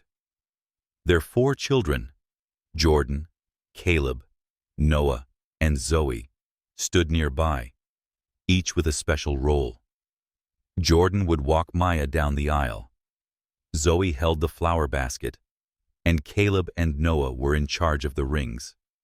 The air was full of joy, but Ethan knew that behind Maya's smile still lingered wounds that needed time to heal. Mrs. Harper, the housekeeper, bustled around directing the event staff, ensuring everything matched Maya's vision, simple, meaningful, and without excess. The small circle of guests included only those closest to them: Abigail Sterling, Lily Sterling, Detective Elena Martinez, and a few board members like Margaret Chen. After their public victory over Edward Sterling and Nathan Hayes, the media had sided with them. But today wasn't about the spotlight. It was about love. Soft violin music began to play, and all eyes turned to the petal-strewn aisle. Maya appeared in a simple white dress that hugged her silhouette, highlighting the quiet strength she had earned through struggle. Jordan took her hand, his eyes a blend of pride and protectiveness, walking her steadily toward the arch. Zoe floated ahead, scattering rose petals with a beaming smile. Caleb and Noah, in their little suits, exchanged mischievous glances, their eyes glittering with pride. Ethan's heart pounded as he saw Maya. She was as beautiful as the day they first met, but now she carried the power of a mother who had survived everything to raise their children. When Jordan placed her hand in Ethan's, he whispered, "Don't hurt her again." Ethan nodded solemnly, his voice low and full of sincerity. "I promise, Jordan." The officiant, an elderly minister with a kind smile, began. "We gather here today to witness not just the union of 2 people, but also the binding of a family. Ethan, Maya, Jordan, Caleb, Noah, and Zoe. Their love has endured time, trials, and even deception. During the vows, Ethan held Maya's hands, his voice catching. "Maya, I was wrong to let you go. I promise to spend the rest of my life making it right. To love and protect you, Jordan, Caleb, Noah, and Zoe. You are my most precious gifts, and I will never leave you again." Maya looked into his eyes, hers brimming with tears, but unshaken. "Ethan, I learned to be strong on my own, but today, I choose to believe in our love. I promise to stand beside you, but my children will always be my priority. Together, we will build a real family." The minister smiled. "I believe the children have something to say."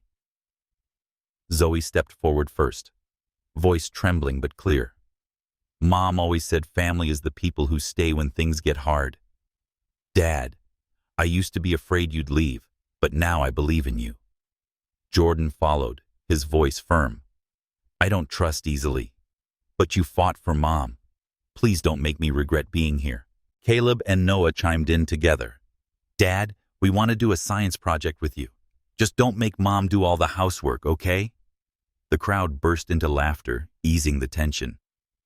As Ethan and Maya exchanged rings, their eyes locked, as if no one else existed. "I now pronounce you husband and wife," the minister declared. Ethan kissed Maya, soft yet deep, as applause erupted. Zoe and Lily cheered, and Jordan, for the first time, smiled with ease. At the garden reception, Mrs. Harper brought out a cake Zoe had helped make, frosted in white with strawberries. Lily caught the bridal bouquet, making Abigail laugh. "Not before you're 30, young lady," she teased, hugging her daughter. Elena Martinez chatted with Jordan, encouraging him to join the forensics club at school. Caleb and Noah whispered excitedly to Mrs. Chen about their solar energy project, leaving her impressed. Maya pulled Ethan into a quiet corner of the garden, her eyes gentle. "Today is a new beginning," she said. "But Ethan, we have to get it right. For the kids." Ethan took her hand, filled with renewed resolve.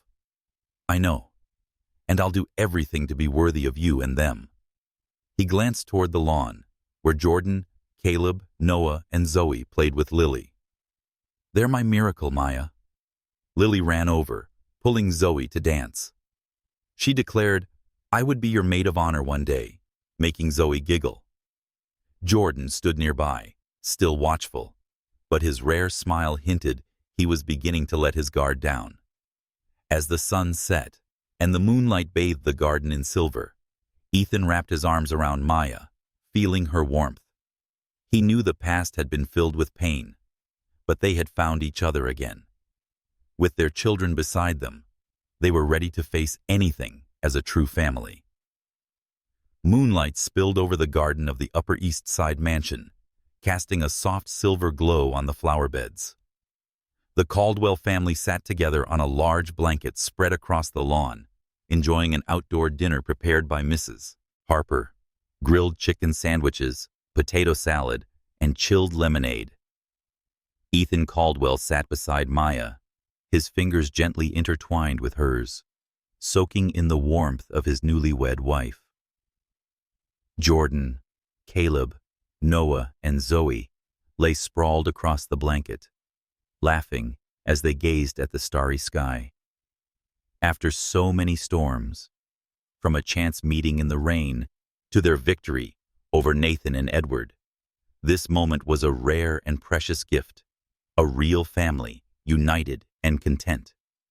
Zoe, her face glowing with joy, pointed to the sky just as a shooting star streaked across. "Everyone, make a wish!" she squealed, squeezing her eyes shut. Caleb and Noah laughed, pretending to race each other to wish first, then closed their eyes with whispered hopes. Even Jordan, usually the serious one, smiled softly, his expression more relaxed than ever. Ethan looked at Maya, his eyes filled with love. "What did you wish for?" he asked gently. Maya tilted her head with a quiet smile. She said, "I already have everything I want," glancing at their children. "But maybe I wish for us to always stay like this, together, without fear." Ethan gave her hand a gentle squeeze, emotion welling in his chest. "I wish I had found you and the kids sooner," he said. "But from now on, I won't let a single day pass without cherishing them." Zoe opened her eyes and giggled. "I wish to eat Mrs. Harper's cake daily," she declared, making everyone laugh. Nearby, Mrs. Harper playfully narrowed her eyes. "Well then, little one, you'd better learn to bake with me if that's the plan."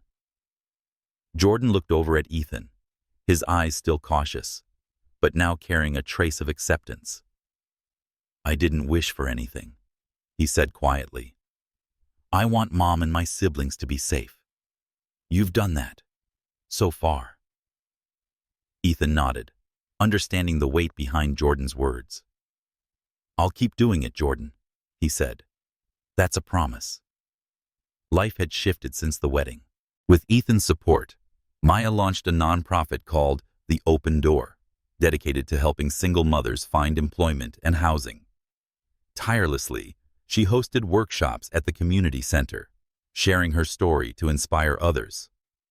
Ethan, for the first time in his career, reduced his hours at Caldwell Innovations, relocating his office to their home so he could spend more time with the kids. He brought Caleb and Noah to the company lab, where they worked eagerly on a solar energy project, impressing engineers with curiosity and brilliance. Zoe, with Lily Sterling's encouragement, was settling into Brentwood Academy. She and Lily became best friends, often baking together or filming joyful videos for social media, spreading positivity. Jordan, still the protective brother, had begun to open up.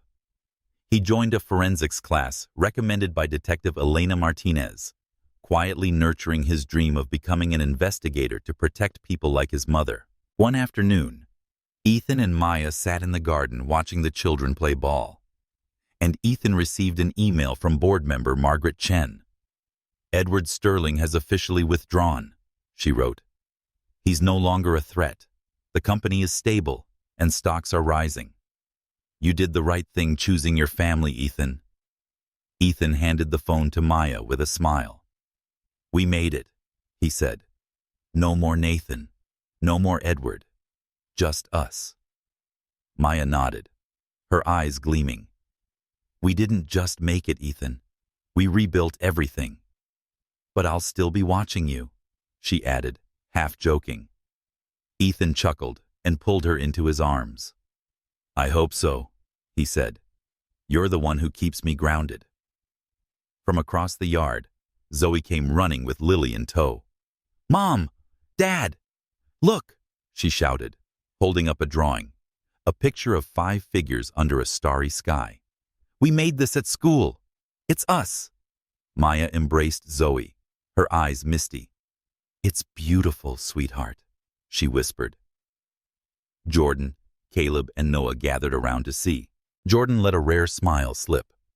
"Pretty good," he said, patting Zoe's shoulder. Lily shrugged beside them. "I told Zoe to add me, but she said it's only for family," she said with mock offense. Everyone laughed and invited Lily to sit down and share the last slice of cake. The family stayed outside as night settled over the garden, sharing stories and dreams. Caleb talked about building a solar-powered car. Noah wanted to join the school debate team. Zoe dreamed of owning a bakery with Lily. And Jordan, still quiet, leaned over to Maya and whispered that he wanted to protect those who couldn't defend themselves. Ethan and Maya listened, their hearts full. Mrs. Harper brought out a tray of hot tea and joined them. "This family," she said warmly, "is the most beautiful thing I've ever seen. And I don't just mean because of my cake." Laughter echoed through the night air. Ethan looked at Maya, the kids, and their friends like Lily, feeling a sense of completeness he'd never known before.